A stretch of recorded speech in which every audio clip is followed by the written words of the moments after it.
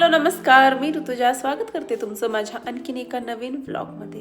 ह्या आयफोनचं ना कधी कधी कळतच नाही, कधी कोणता अँगल चांगला दाखवाल. बघा आता हा चांगला दिसतोय, देन हा एक चांगला दिसतोय, हा नाही एवढा चांगला दिसत, हा ओके. हां, आणि त्याचं माझ्या हॉलशी काय दुश्मनी आहे काय माहिती. हे बघा, हॉलमध्ये आले की माझी टोन ह्या भिंतीला एकदमच मॅच होतीये. इट्स ऑल अबाउट लाईट असं पण म्हणता येणार नाही, कारण बघा किती लाईट आहे.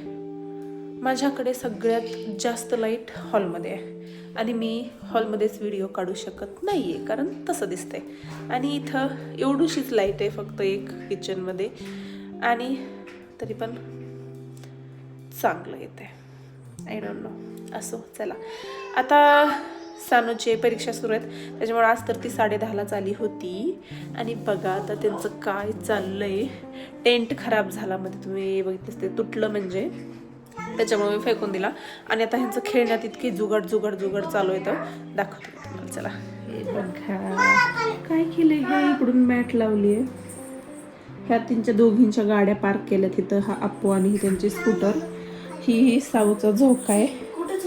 आणि ह्या दोघी इथं खेळतात. ह्याच्या खालून जायचं, ह्याच्या खालून जा. हा बघा आता जुगाड हे काय बिटक मध्ये बसणार नाही, आणि ते काय पडल्याशिवाय राहणार नाही. थोडीशी जागा राहू दे पिल्ले, हे कोपरा उघडा राहू दे. झोकाच काढणार आहेस का तू आता? तरी पण ते पडणारच आहे दरवेळेस, माहितीये का, झोका काढला तर.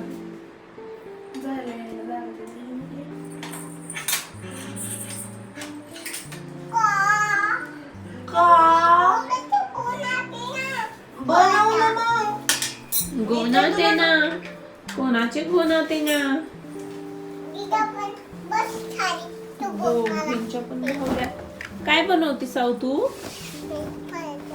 आणि साऊला आजकाल व्हिडिओ मध्ये यायला बिलकुलच आवडना गेले. आज माझं काम लवकर आवरलंय, पण आज स्वयंपाक काय करावं हाच कळना गेलं मला. कंटाळ्यात आहे. उन्हाळ्यामध्ये तर एकदमच म्हणजे जेवण बनवायचं असेल, इवन खायचा पण.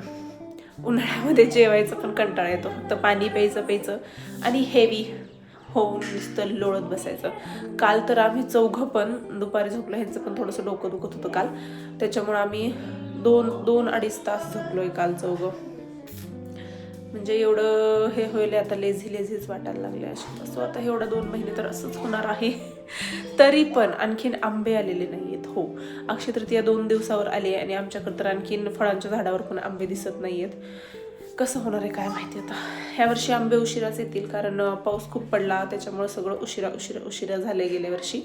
त्याच्यामुळे आता आंबे पण उशिराच येतील. फायनली साऊ झोपली होती आणि मी तिला झोक्यात टाकत होते. म्हणजे जसं उन्हाळा सुरू झालाय तसं ती झोक्यात झोपत नाही. सानू घरी असते त्याच्यामुळे ती पुढं घेऊन झोपते, पण आज तिला सानूसोबत झोपायचं नव्हतं, तिला माझ्यासोबतच झोपायचं होतं. सो तिला झोपी लावलं. आणि आता मी तिला एकटीला बेडवर नाही ठेवू शकत, कारण ती झोपीत पण खूप वळवळ करते.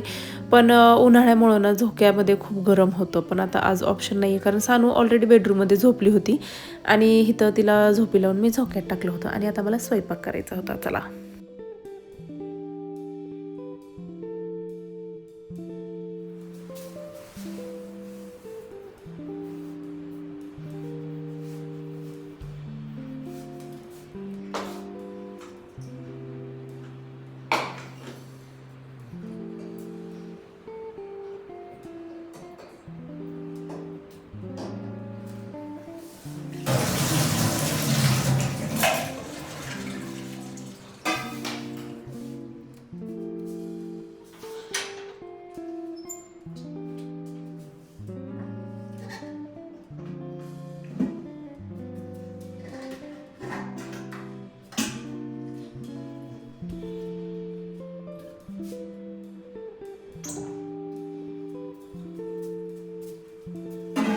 आता डब्यात पीठ ओतताना ना मी दरवेळेसच खूप केअरफुल असते. तसं तर मी मास्क घालते, पण कधी कधी गडबडीत लक्षात राहत नाही. आणि आजही मला गडबडीत लक्षात नव्हतं ते, कारण 1:30 वाजून गेला होता आणि स्वयंपाक करायचा होता. आणि ह्याचा एक कण जरी माझ्या नाकात गेला तरीही मला शिंका सुरू होतात, म्हणून मी खूप केअरफुली करत होते. पण ते थोडंफार होणारच आहे. आणि हे बघा दुपारच्या वेळेला इतकं सुंदर दिसतं. मला किचन खूप आवडतं दुपारच्या वेळेला, कारण एका साईडनं ऊन असतं त्याच्यामुळं भरपूर प्रकाश येतो किचनमध्ये. नाहीतर असा किचनमध्ये एवढा काही प्रकाश येत नाही. असं मला घर म्हणजे असं हवं होतं की ते दिवसा लाईट लावाव्या नाहीत लागणार. पण आमचे शेजारी आहेत त्यांनी फारच कट टू कट घेतलेलं आहे सगळं. म्हणजे ते पण बरंच झालं, कारण परत त्यांचा आम्हाला डिस्टर्ब झाला असता. त्यांनी आमच्याकडून जागा सोडून परत खिडक्या सोडल्या असत्या, काढल्या असत्या, तर आम्हाला त्यांचा डिस्टर्ब झाला असता. त्याच्यामुळे तेही बरंच झालं की त्यांनी कट टू कट घेतलं. पण आता दिवसानं थोडंसं किचनमध्ये आणि सानूसावीच्या रूममध्ये आम्हाला लाईट लावावी लागते. तसं दुपारून आता उन्हाळ्यामध्ये मस्त ऊन येतं त्याच्यामुळे प्रकाश येतो. लाईट नाही लावली तरी पण चालेल, पण आता मला शूटमुळं सगळीकडेच लाईट लावावी लागते. तसं आता मी आधी भाकरी करणार होते, कारण भाजी काय करायची हे मला आणखीनही सुचलेलं नव्हतं.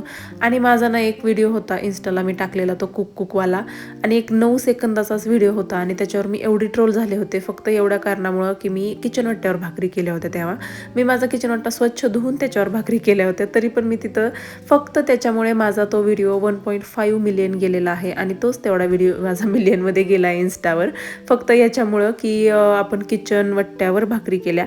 त्या दिवशी मला कळालं की आपण ट्रोल झाल्याशिवाय काही ग्रो होत नाही. आपली काहीतरी अशी एखादी ही असते जी लोकांना आवडते, आणि काहींना आवडते काहींना नाही आवडत. तसं त्या व्हिडिओवर पॉझिटिव्ह पण कमेंट खूप आहेत आणि निगेटिव्ह पण खूप आहेत.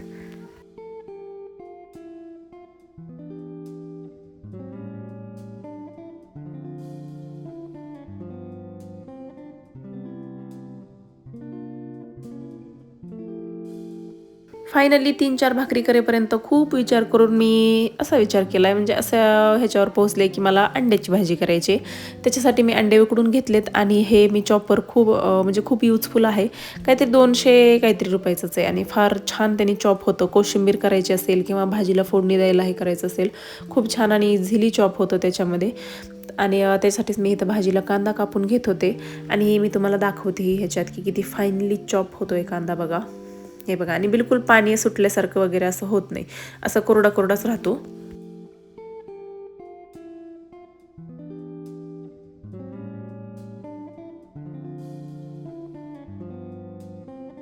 हे बघा, भाजी फोडणी टाकून झाली, उखळली नाही म्हणून तरी दिसणार नाहीये तुम्हाला आणखीन. पण माझ्याकडे डाळवण होतं म्हणून म्हणलं आता बेसन पीठ भाजून ठेवावं आपण, आणि मी खूप सारं बेसन पीठ घेतलं. पण भाजी फोडणी टाकायच्या नादात त्याच्याकडे लक्ष दिलंच नाही.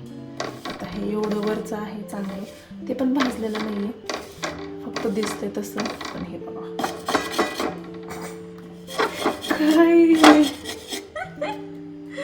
नजर हटी दुर्घटना घटीन, माझी नजर तर सारखी हटलेलीच असती. हे सगळं मीच करत असते कांड प्रत्येक वेळेस. मी काय शिकवणार रे यार माझ्या पोरींना, मलाच येत नाही नीट आणखीन काय. असो, चला आता वरचं काढून घेते.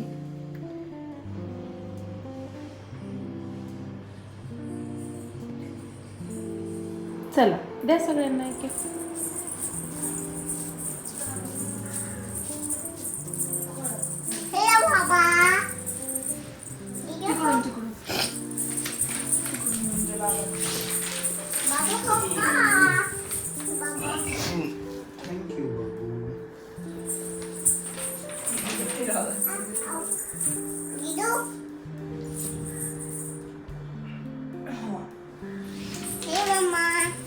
द्या तुला. हळू घे, हळू हळू हळू हळू. वर बसा.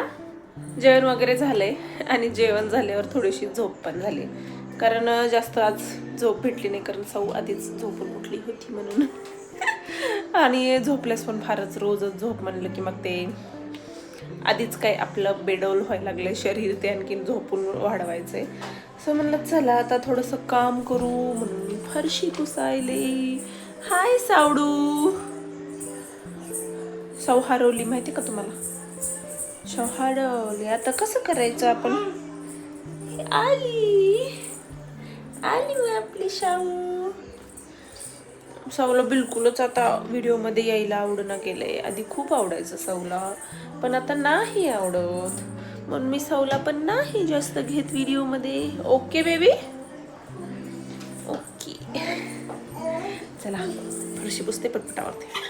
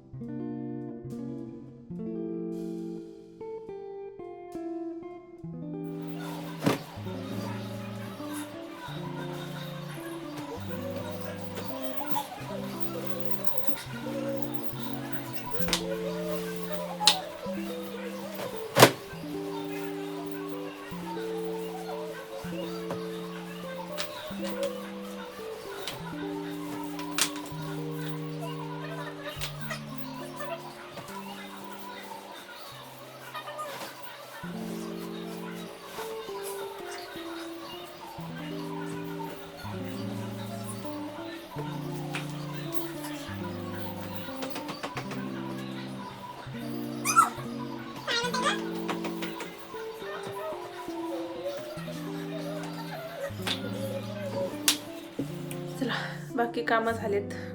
म्हणजे फरशी मी शक्यतो आठवड्यातून 2 वेळेस पुसत असते. मी जास्त कशाच्याच आरी राहत नाही. म्हणजे स्वतःची तब्येत सांभाळून, दोन्ही लेकरं सांभाळून नंतर घर सांभाळायचं असं असते माझं. सो आता झाली फरशी वगैरे पुसून झाली, कपड्याच्या कडे घालून झाल्या आणि आत्ता सानू आणि सौ बाहेर खेळायला गेल्यात. खेळायचं काय, इथं बांधकाम सुरू आहेत आणि त्याची डस्ट पडलेली आहे, त्याची वाळू पडलेली आहे. सो धुळीत जरी जात असल्या तरी पण त्यांना खेळू द्यावंच लागतं, कारण दुसरा काही ऑप्शन नसतो. बाहेर पण लेकरांना थोडंसं खेळायला द्यायला पाहिजे. सो गेल्यात त्या दोघी. आणि मी तुम्हाला म्हणलं होतं की आता सानूच्या परीक्षा सुरू आहेत म्हणून. आणि त्यांचं म्हणजे आता ती 6वीला आहे आणि ती महाराष्ट्र बोर्डमध्ये आहे, CBSE वगैरे असं काही नाही आहे. सो तिचं मी अशात म्हणजे वेळापत्रक बघितलं एक. सो त्यांचं मराठी, गणित आणि इंग्रजी हे 3 विषयाच्या समोर असं पॅट लिहिलेलं होतं. म्हणजे त्यांच्या पेपर जे वेळापत्रकात होते त्याच्यासमोर पॅट, आणि बाकी दुसरे आहेत ना, समाजशास्त्र, विज्ञान आणि हिंदी याच्यासमोर त्यांनी संस्था लिहिलेलं होतं. सो मी तिला म्हणलं हे काय आहे, तर ती म्हणली हे संस्थेचे पेपर असतात. म्हणजे जसं की आपल्याला येत होते की प्रश्नपत्रिका वेगळी यायची आणि उत्तरपत्रिका वेगळी यायची, ते संस्थेच्या पेपरचं तसं होतं आहे. आणि जे काही पॅट आहे ना, ते आपल्याला कसं असायचं, मराठीच्या पेपरमध्ये किंवा इंग्लिशच्या पेपरमध्ये एकच पेपर असायचा, त्याच्यात स्टांजा असायचा एक किंवा पॅरेग्राफ असायचा, त्याच्यातले उत्तर सापडून घ्यावे लागायचे आपल्याला, किंवा व्याकरण असायचं. पॅट म्हणजे ते ह्यांना मराठी, इंग्रजी आणि गणित हे पॅटमधून आहे. म्हणजे हे काय आहे यार. आणि गणित पण खूप सोपं असतं, त्याचे पॅरेग्राफ नसतात बट सोपं असतात खूप, आपल्यासारखं नाही आहे हे. आणि त्यांना एवढे उत्तर पण लिहायचे नाही आहेत, एवढे मोठे. म्हणजे काय कसं, आजचा जो मुद्दा होता माझ्या 2 दिवसाखाली व्हिडिओचा की मुलं आळशी होत चाललेत. सो त्याला कुठं ना कुठं हे जी ह्यांची सिस्टीम आहे परीक्षा घ्यायची किंवा काय, सिस्टीम जबाबदार आहे असं मला वाटतं. किंवा त्यांनी चांगल्यासाठी केलं आहे की स्किल बेसिसवर त्यांनी शिक्षण केलं आहे की पाठांतर जास्त नाही आहे, किंवा मग त्यांना जास्त असं ॲक्टिव्ह करायचा प्रयत्न केला आहे. पण मुलं काही ॲक्टिव्ह होत नाहीत. त्यांना जेव्हा पाठांतर आणि लिखाण द्याल ना तुम्ही तेव्हाच मुलं अभ्यास करणार आहेत. पण आता हे असंच आहे. ह्या वर्षी म्हणजे 6वी आणि 7वीला संस्थेचे मराठी, इंग्रजी आणि गणिताचे पेपर नाही आहेत, ते फक्त पॅटचे पेपर आहेत जे की वरून येतात त्यांना. आणि संस्थेचे हे बाकीच्या विषयाचे, त्या विषयाला आहे. पण हे जे पेपर आहेत ते मला नाही वाटत की हे बरोबर आहे म्हणून. आणि परत 9वी 10वीला लेकरांनी काय करायचं, तिथं जेव्हा त्यांना मोठे उत्तरं लिहावे लागतील तेव्हा त्यांनी कुठून आठवायचे ना. आपल्याला काय असायचं की एवढे सगळं आपण 5वीपासून तेच करत जातोय, मग 9वी 10वीपर्यंत आपल्याला एक आयडिया यायची की एखादा टॉपिक आलाय तर मग त्याच्या रिलेटेड खूप थॉट मनात येतात आणि आपण मनाने पण उत्तर त्याचं लिहू शकत होतो. पण आता यांना 9वीला आणि 10वीलाच फक्त असे पेपर आहेत. सो काय आता, आणि ते पण आधी श्रेणी आहे. मला तेवढं नव्हतं समजत की श्रेणी आहे. सो हे एवढा चेंज झाला आहे हे मला माहीत नव्हतं जोपर्यंत सानू त्याच्यात उतरत नाही आहे. कारण 5वीला होते त्याचे सगळे, 6वी 7वीला नाही आहेत आणि परत 8वी 9वी 10वीला आहेत. म्हणजे तेव्हा पॅट पण आहेत आणि संस्था पण आहेत. म्हणजे 40 मार्काचा पॅटचा त्याच विषयाचा आणि संस्थेचा एक 40 मार्काचा 20 मार्क तोंडी. बघा, आपल्याला 80 मार्क असायचे लाईक संस्थेचा पेपर असल्यासारखा, आणि एक 20 मार्क तोंडी असायचे. म्हणजे किती इझी सगळं करून ठेवलेलं आहे. मग का नाही विद्यार्थी म्हणजे पालक CBSE पॅटर्नला घालणार? हे इतकं इझी करून ठेवून परत 11वी 12वीला त्यांना त्या स्पर्धेत उतरायला किती अडचण येईल, किती म्हणजे हे होईल की आम्ही तर एवढंसं सगळं करत होतो आणि हे किती अवघड आहे. ऑब्व्हियसली तिथून 11वी 12वी नंतर CBSE टाईपच त्यांना येतं ना सगळं. आजचा ब्लॉग मी इथेच संपवते. मी तुम्हाला भेटते नेक्स्ट ब्लॉगमध्ये नवीन विषयासोबत. आणि तोपर्यंत मला लाईक, शेअर, सबस्क्राईब केलं नसेल तर नक्की करा. आपण भेटू अशाच पुढच्या ब्लॉगमध्ये. तोपर्यंत बाय बाय.